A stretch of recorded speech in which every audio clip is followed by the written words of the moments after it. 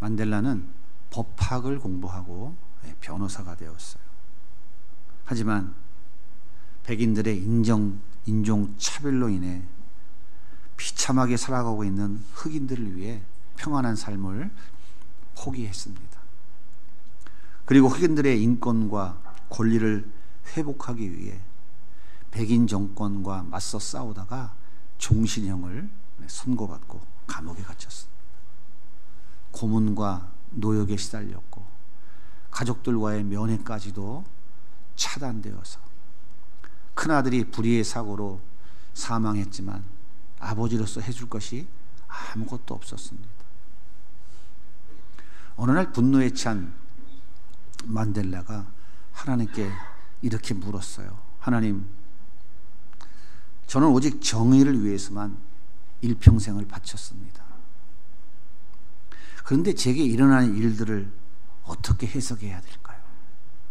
도대체 하나님의 뜻이 무엇입니까?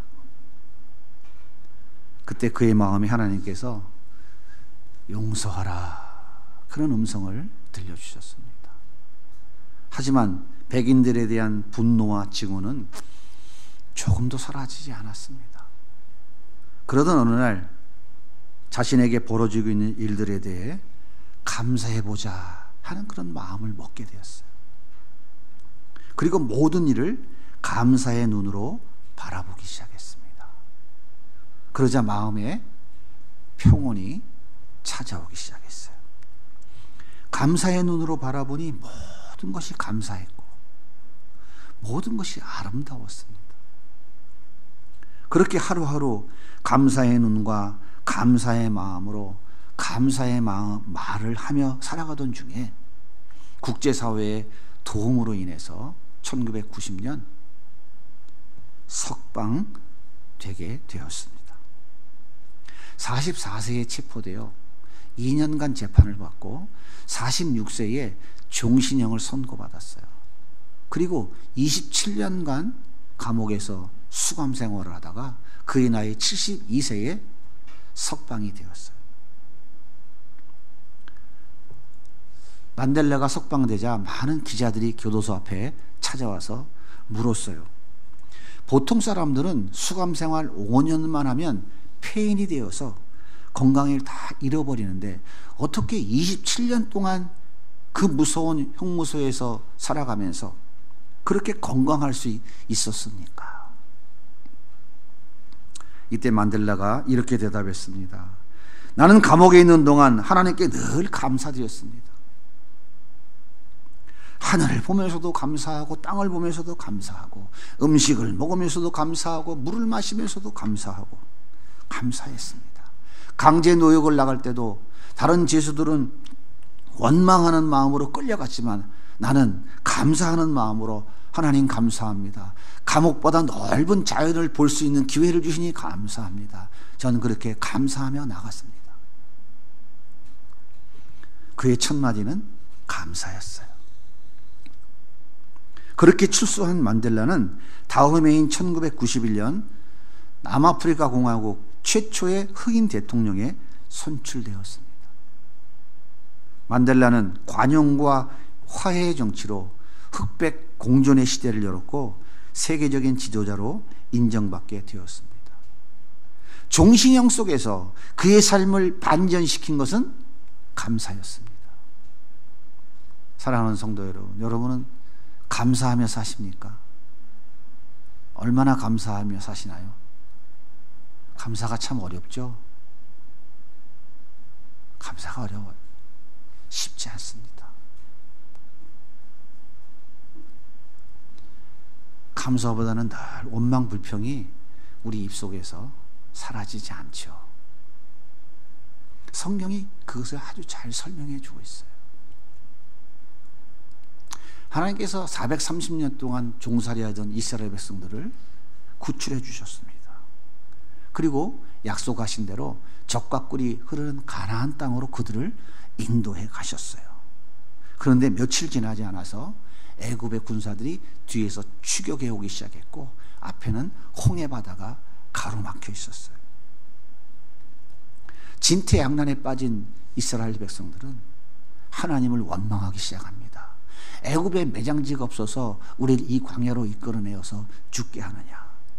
이 광야에서 칼에 맞아 죽느니 차라리 애굽으로 돌아가서 저들의 종으로 사는 것이 낫겠습니다. 돌아가겠습니다. 그렇게 하나님을 원망했어요. 이때 하나님께서 이렇게 말씀하십니다. 출애굽기 14장 15절과 16절입니다. 여호와께서 모세에게 이르시되 너는 어찌하여 내게 부르짖느냐. 이스라엘 자손에게 명령하여 앞으로 나아가게 하고 지팡이를 들고 손을 바다 위로 내밀어 그것이 갈라지게 하라. 이스라엘 자손이 바다 가운데서 마른 땅을 행하리라. 하나님께서 뭐라고 하시냐면 이스라엘 백성들에게 홍해를 향해서 먼저 나아가라고 말씀하세요. 그 다음에 모세에게 네 손에 든 지팡이를 홍해를 향하여 내밀라. 그러면 홍해가 갈라지고 마른 땅을 밟고 건너가게 될 것이다. 그렇게 말씀하셨어요. 과연 이스라엘 백성들이 하나님 명령에 순종했을까요? 전혀 그렇지 않죠. 그들은 땅을 치고 통곡하며 하나님을 원망하고 있었어요.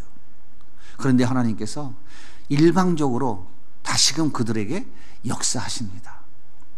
출애굽기 14장 19절입니다. 이스라엘 진 앞에 가던 하나님의 사자가 그들의 뒤로 옮겨가매 구름 기둥도 앞에서 그 뒤로 옮겨 애굽 진과 이스라엘 진 사이에 이르러 서니 저쪽에는 구름과 흑암이 있고 이쪽에는 밤이 밝음으로 밤새도록 저쪽이 이쪽에 가까이 못하였더라.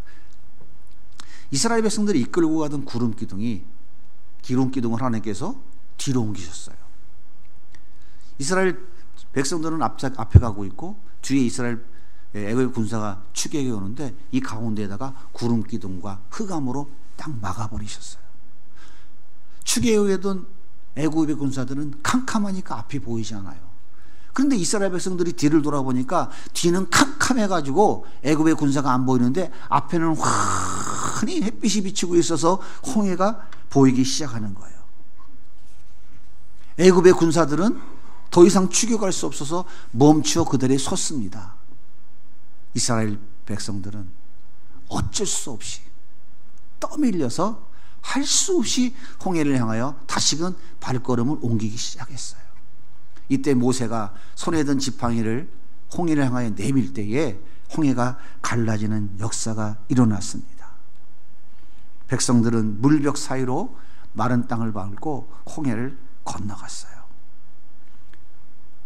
때마침 구름과 흑암이 걷히자 애굽 군사들이 홍해바다 안으로 들어가고 있는 이스라엘 백성들을 보고 급히 추격해서 달려 들어갔어요. 이스라엘 백성들은 홍해를 다 건너갔고 홍해바다 안으로 다득 들어온 애굽의 군사들은 모세가 하나님 명령을 따라 다시금 지팡이를 내밀 때에 합쳐지면서 다 수장되고 말았습니다. 자, 여러분 한번 이 모습을 머릿속에 한번 그림으로 한번 그려보십시오. 지금 이스라엘 백성들이 홍해바다 언덕에 올라와서 홍해바다가 자기들이 건너온 바다가 다시금 닫혀져서 그 속에 수많은 애굽의 군사들이 수장되어서 시체가 둥둥 떠다니는 모습을 지금 바라보고 있는 거예요.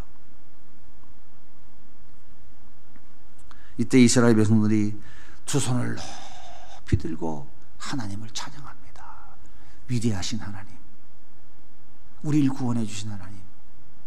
그들은 진정으로 감사의 마음을 하나님께 찬양으로 올려드립니다.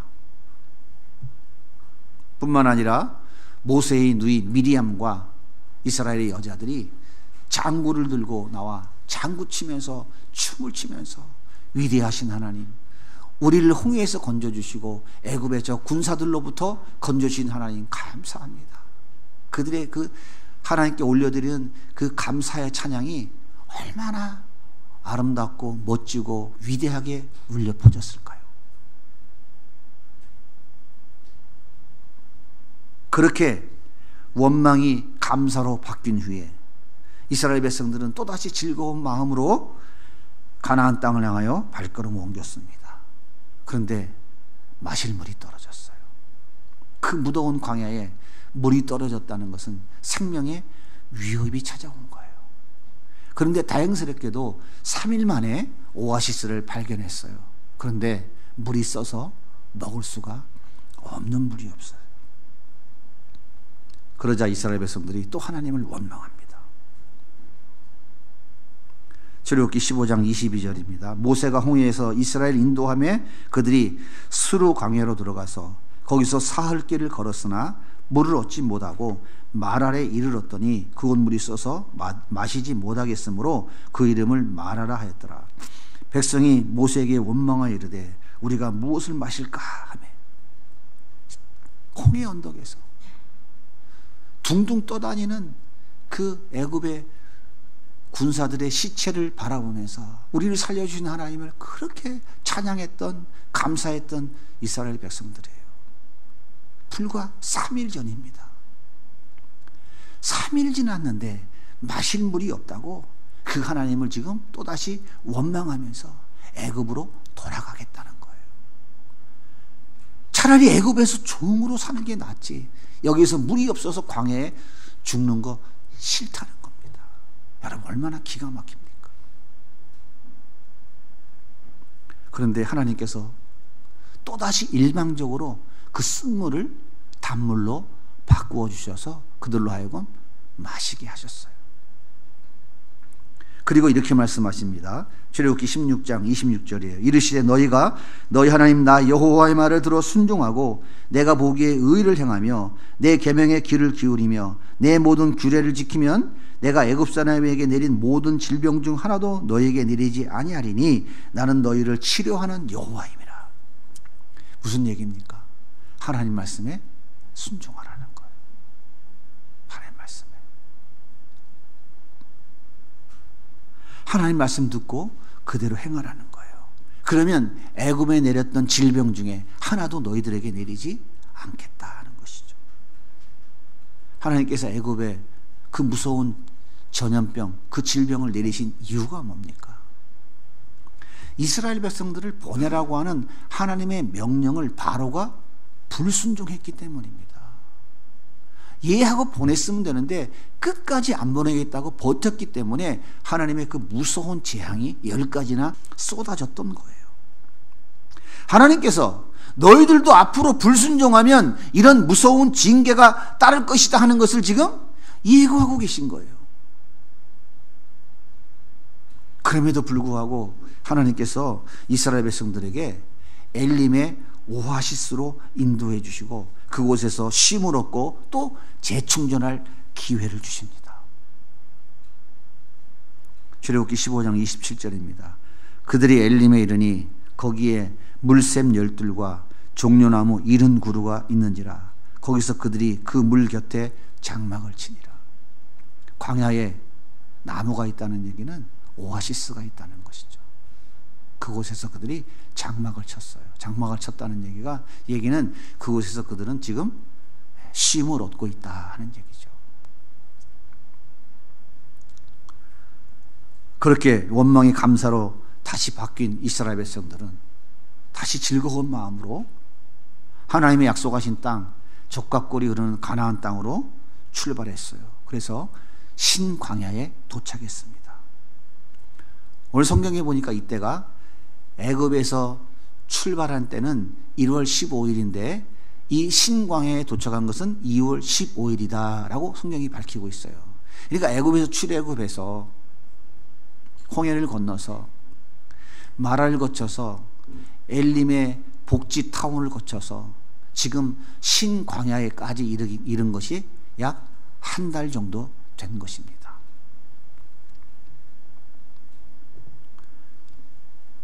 그런데 이번에는 양식이 떨어졌다고 이스라엘 백성들이 또 하나님을 원망합니다. 출애굽기 16장 2절과 3절 우리 같이 읽어보겠습니다. 시작. 이스라엘 자손 온 회중이 그 광야에서 모세와 아론을 원망하며 이스라엘 자손이 그들에게 이르되 우리가 애굽 땅에서 고기 가막 곁에 앉아있던 때와 떡을 배불리 먹던 때에 여호와의 손에 죽었더라면 좋았을 것을 너희가 이 광야로 우리를 인도해내어 이 온 회중이 쥐어죽게 하는도다. 우리가 비록 애굽에서 노예로 살았지만 떡과 고기는 실컷 먹고 살았습니다. 그런데 우리를 굶겨 죽이려고 이 광야까지 끌고 왔습니까? 이스라엘 백성들은 다시 애굽으로 돌아가겠다는 거예요. 애굽에 가서 종살이를 하는 게 낫겠다는 거예요. 그리고 하나님을 원망하는 거예요. 엘림의 오아시스에서 그 원망이 감사로 바뀐 지 불과 며칠 지나지 않았습니다. 그런데 양식이 떨어졌다고 하나님을 또 원망하면서 애굽의 종살이 하던 그때로 돌아가겠다는 거예요. 얼마나 기가 막힙니까? 이때 하나님께서 모세에게 이렇게 말씀하십니다. 출애굽기 16장 4절과 5절입니다. 그때 여호와께서 모세에게 이르시되 보라 내가 너희를 위하여 하늘에서 양식을 비같이 내리리니 백성이 나가서 일용할 것을 날마다 거둘 것이라. 이같이 하여 그들이 내 율법을 준행하나 아니하나 내가 시험하리라. 여섯째 날에는 그들이 그 거둔 것을 준비할지니 날마다 거두던 것에 갑절이 되리라. 내가 하늘에서 양식을 내려줄 텐데 하루 먹을 양만큼만 거둬라. 그리고 여섯째 되는 날, 다음 날은 안식일이니까 그날만 이틀치를 거두어라. 안식일 날은 내가 양식을 내려주지 않을 것이다. 그렇게 말씀하시는 거예요. 그러면서 너희들이 또 지키는지 안 지키는지 내가 시험해 보겠다. 이렇게 말씀하고 계신 거죠. 무슨 말입니까? 순종하라는 거예요. 순종하라는 거예요. 순종하지 아니하고 욕심내서 많이 거둔 인간들이 있었을까요? 없었을까요? 여러분 같으면 많이 안 거뒀죠? 어때요? 많이 거뒀을까요? 안 거뒀을까요? 제가 생각할 때는 두세 명 빼놓고는 다 잔뜩 거뒀을 것 같아요. 쌓아놓고 먹으려고. 그게 범죄한 인간들의 힘의 논리니까. 쌓아야 되니까.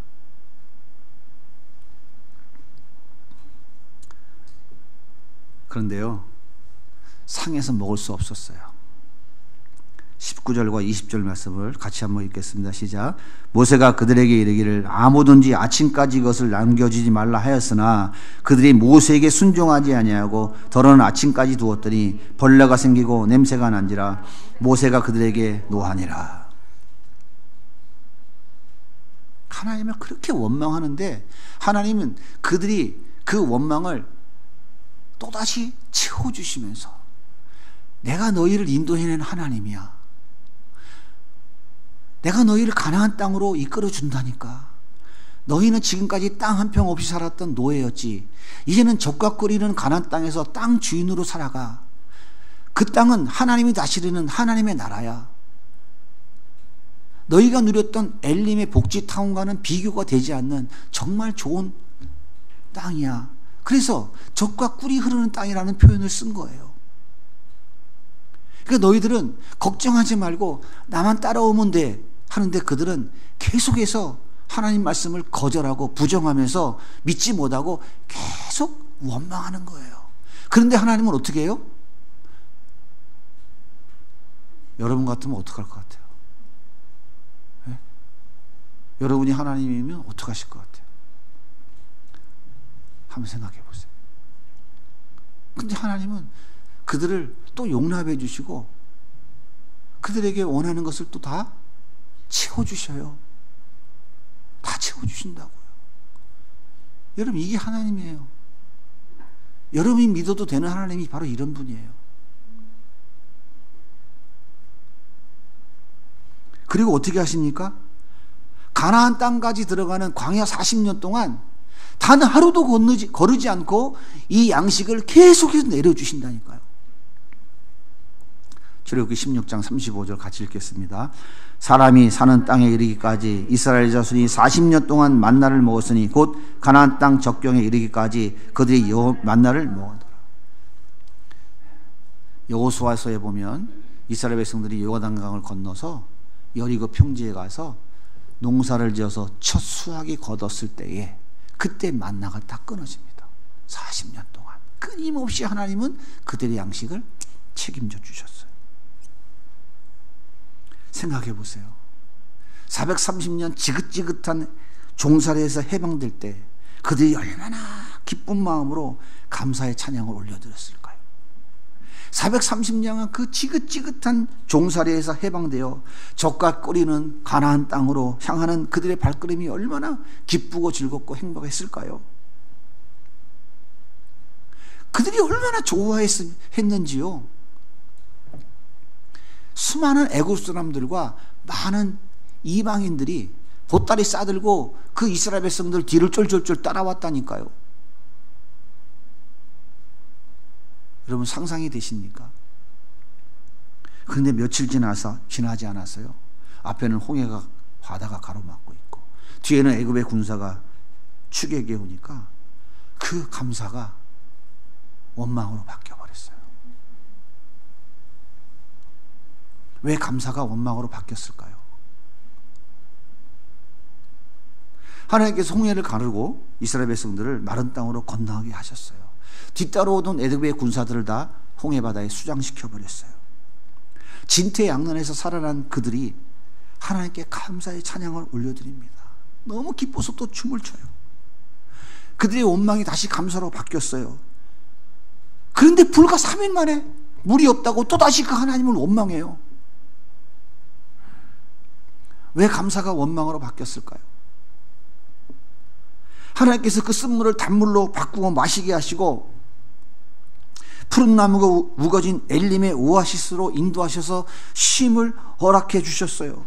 그러자 그들의 원망이 다시 감사로 바뀌었어요. 그런데 며칠 지나지 않아서 이번에는 또 떡이 없다고 고기가 먹고 싶다고 하나님을 원망하고 또 원망하면서 애굽으로 돌아가는 게 낫겠다고 소리 지르고 있는 거예요. 왜 도대체 이 감사가 계속해서 원망으로 바뀔까요? 그들의 원망이 감사로 바뀌는 이유가 뭔가요?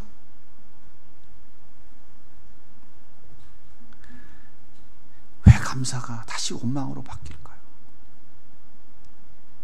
구원의 기쁨과 감격보다 430년 종살이로 살았던 노예로 살았던 그 비참한 삶에서의 구원보다 눈앞에 보이는 위기가 그 위기에서 벗어나는 것이 그들에겐 더 소중했어요.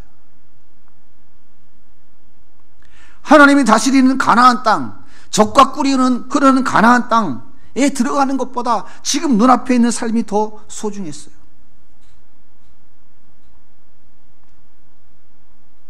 애굽에서 구원받아 종살이에서 벗어난 것은 이미 지나간 일이고 젖과 꿀이 흐르는 가나안 땅에 들어가는 것은 가봐야 될 일이고 지금 이 광야에서 나의 필요가 채워지고 내가 원하는 것들이 충족되어지고 내가 원하는 것을 먹고 마시며 누리며 살아가는 것이 더 소중하지. 이것이 바로 그들이 원망한 이유예요.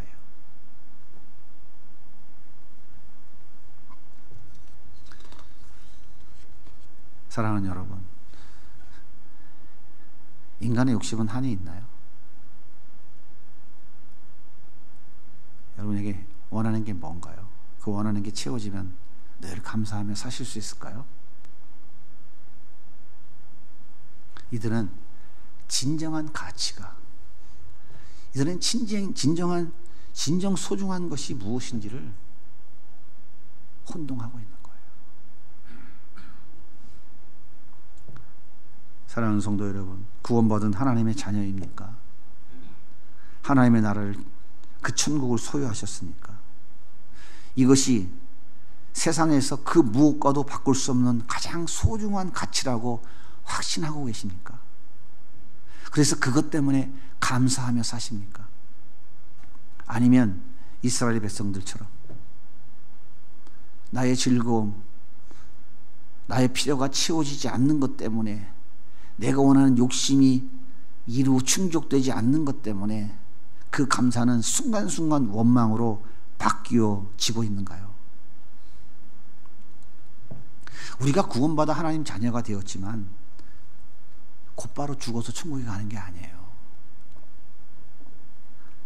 하나님이 허락하시는 시간 동안 이 땅에 살면서 광야의 길을 걸어가야 돼요. 성경은 이 땅의 삶이 광야의 길이라고 그래요. 그 광야길에서 힘들고 지치고 어려운 그 광야길에서 천국을 맛보며 누리며 살다가 때가 되어 하나님이 부르실 때 그 온전한 하나님 나라에 들어가게 되는 것이에요.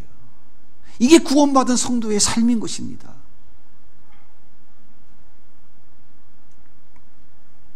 그러니까 우리가 확실히 짚고 넘어가야 돼요. 우리 성도들이 분명히 가슴에 확실하게 정리하고 가야 될 진리예요. 그것이 뭐냐면 우리의 구원은 죄에서의 구원이라고 하는 사실이에요. 죄의 싹은 사망이기 때문에 죄에서의 구원은 영원한 지옥 형벌로부터의 구원인 거예요. 이 땅에 사는 동안 질병, 가난, 실패, 절망, 좌절, 고통에서의 구원이 아닌 거예요, 여러분. 그것은 죄의 결과이고 죄의 부산물인 것이지 예수 그리스도가 그것 때문에 십자가에 죽으신 게 아니라고요. 그게 본질이 아니라고요.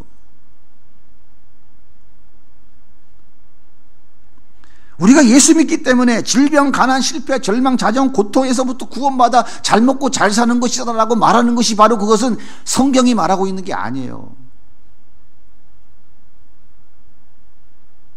아시겠어요?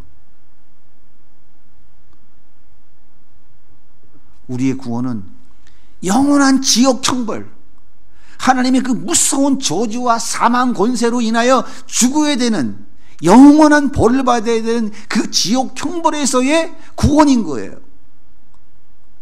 이게 본질인 거예요. 그래서 예수님께서 네 눈이 죄지면 눈 하나 빼라, 네 손이 죄지면 잘라버리라, 그리고 천국 가는 게 낫다라고 말씀하시는 거라고요. 이것을 혼동하면 우리가 예수 믿는 것과 예수 믿지 않는 것과 아무런 차이가 없어요. 예수 믿는다고 하지만 우리의 이 구원의 본질을 잃어버리게 되면 우리는 좌충우돌하는 거예요. 바로 그것이 바로 하나님을 원망하는 가장 중요한 요소다 이 말이에요. 인간은 자기 스스로 자기를 자기 죄에서 구원할 능력이 전혀 없습니다. 그래서 예수님께서 십자가에 대신 죄값을 갚아주심으로 우리를 죄에서 구원해 주시는 거예요. 그리고 그 죄에서 구원받은 자들에게 하나님의 자녀가 되는 권세를 주시고 특권을 부여해 주시고 자녀이기 때문에 하나님 아버지의 나라를 유업으로 받게 되는 것입니다. 이것이 하나님께서 우리를 구원해 주시는 이유이고 하나님 자녀로서 하나님 나라를 맛보며 누리며 살아가는 것이 바로 구원의 목적인 거예요. 여러분이 구원받아 하나님의 자녀가 됐다면 이 땅에 살아가지만 광야 같은 삶을 살아가지만 하나님 나라를 맛보며 살아야 된다니까요. 온전하지 않기 때문에 맛배기라고 얘기하는 거예요. 마트에 가면 맛배기 주죠. 맛이 있어요 없어요? 맛배기가. 네. 그거 맛배기 먹는 거라. 맛배기 천국을 맛보는 거라고요. 그걸 작은 것을 맛보면서 야 이게 참 정말 맛있네 하며 나누면서 누리며 살아가는 것이라고요. 이것이 구원받은 성도들 이 땅에서 삶이라고 말이죠.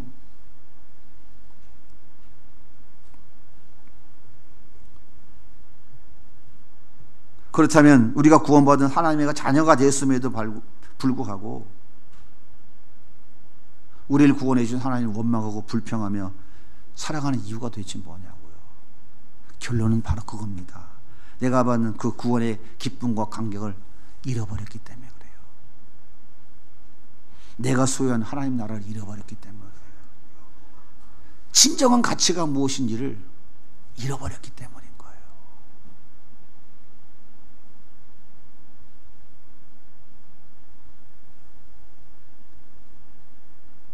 이렇게 구원의 기쁨과 감격 그리고 내가 소유하는 하나님 나라 즉 천국의 부활을 상실해버리면 어떤 결과가 나타나냐면 이스라엘 백성들과 같이 애굽으로 돌아가겠다, 가서 종노릇하며 살아가는 게 낫겠다, 그렇다 할지라도 나는 배부르게 먹고 살겠다, 고기도 마음껏 뜯어먹고 파 마늘도 먹어가면서 좋은 물 마셔가면서 내가 비록 종살이 하지만 그렇게 먹고 살아가겠다, 잠시 있다 썩어질 육체의 즐거움과 만족을 위해서 진정한 가치 천국의 보화를 다 던져버리는 거예요. 그러니까 하나님 원망하는 거예요. 육체의 정욕과 쾌락을 추구하는 삶, 자기 욕구를 채우고자 하는 삶, 큰 자가 되기 위해 자기의 힘을 쌓고 또 쌓기 위한 삶을 위해 몸부림치는 삶을 살아가는 거예요. 이게 애굽에서의 삶이라고 했잖아요.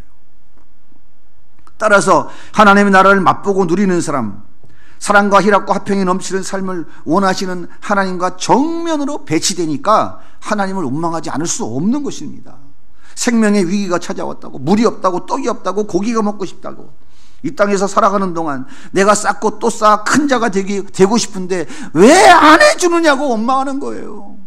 주님이 십자가에 죽으신 것, 우리에게 진정으로 우리를 구원해 주시는 것은 영원한 죄, 그 무서운 지옥 형벌에서 우리를 구원해 주기 원하시는 것인데, 떡 먹고 싶다고, 고기 먹고 싶다고, 왜 그거 안 주냐고, 현실의 삶에서 우리를 구원 왜 안 해주시냐고 하나님 원망하고, 그 진정한 가치를 던져버리고 다시 사단의 종로로 타는 애굽으로 돌아가겠다는 거예요. 왜 예수 믿지 않는 사람들은 저렇게 잘 먹고 잘 사는데 왜 예수 믿는 내가 이렇게 지지궁상 떨고 살아야 하느냐고, 내가 얼마나 열심히 하나님을 섬겨왔는데 왜 나에게 원치 않는 이런 여러 가지 어려움을 주셨느냐고 하나님 원망하는 거예요. 왜 다른 집 자식들은 서울대, 연고대, 인석을 팍팍팍 들어가는데 어려서부터 하나님 잘 섬기고 기도 열심히 하고 착하게 살아온 내 자식은 왜 서울 상대도 못 가느냐고 하나님 원망할 수밖에 없는 거예요.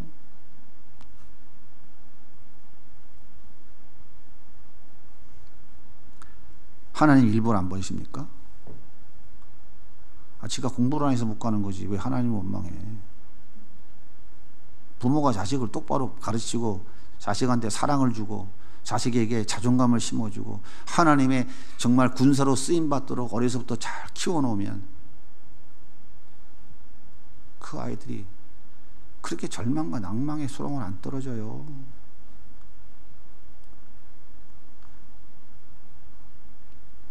그럼 하나님 원망하는 거예요. 내가 이렇게 열심히 신앙생활을 했는데, 내가 날마다 예배드리고 새벽 기도하고 철회하고 다 했는데 왜 내 자식들은 잘 안 되느냐고.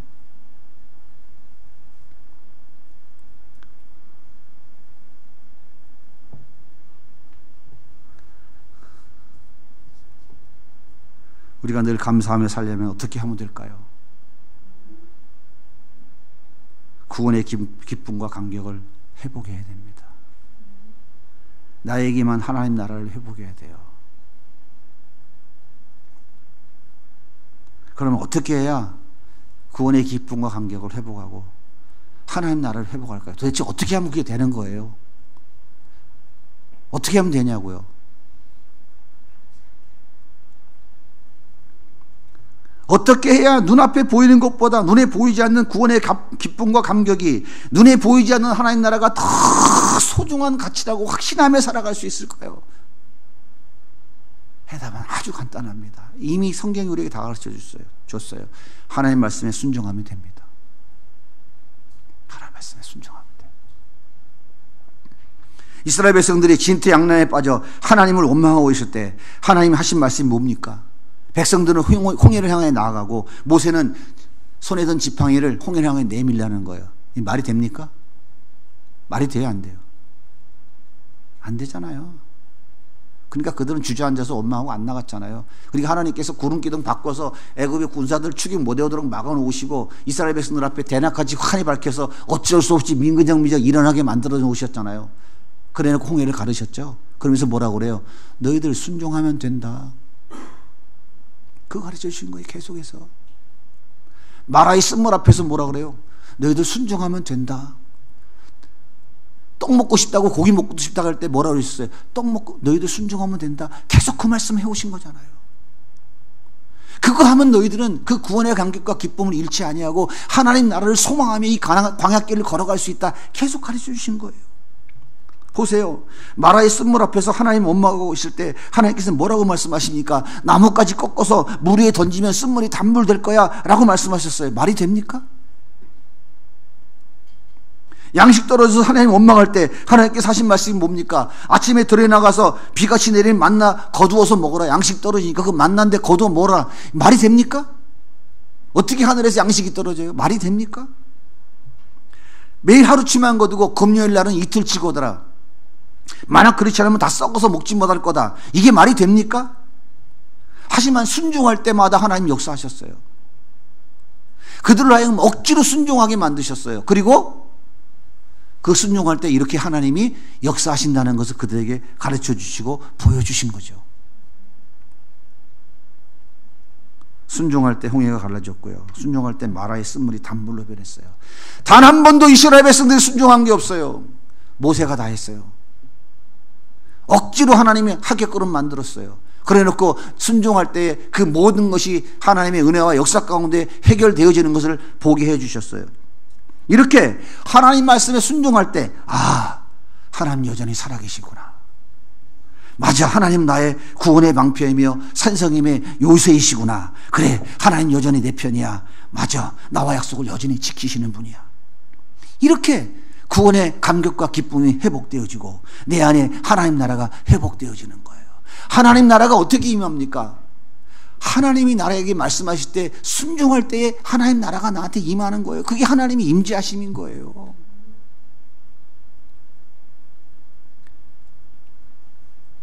그럴 때 주님 감사합니다. 주님 감사합니다.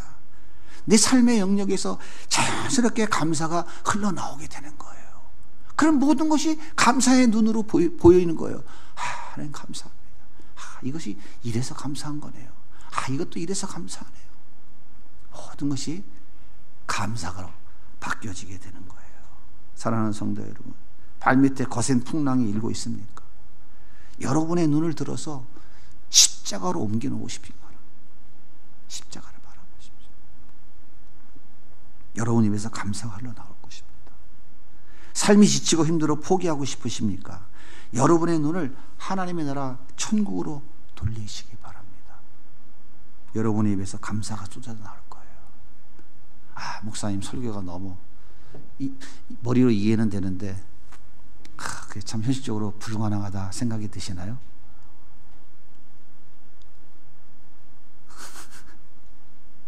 여러분 눈빛이 그래요. 알기는 알겠는데 그게 참 힘드네요.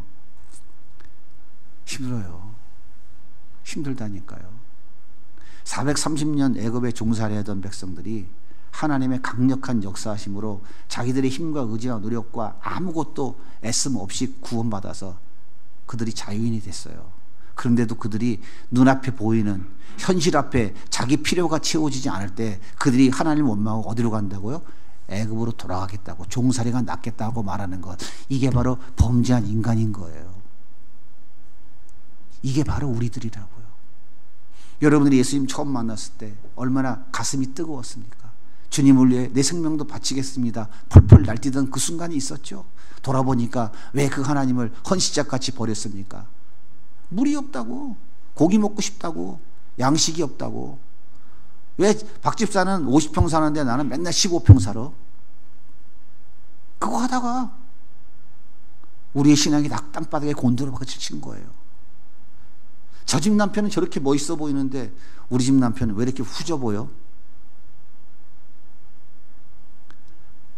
전부 자기 욕심 때문에, 자기 눈에 차지 않는 것 때문에 원망 불평하다가 인생이 다 이렇게 고통과 아픔 속에 허우적거리고 그 예수님 만났던 뜨거운 기쁨과 감사와 박력을 다 잃어버리는 거예요.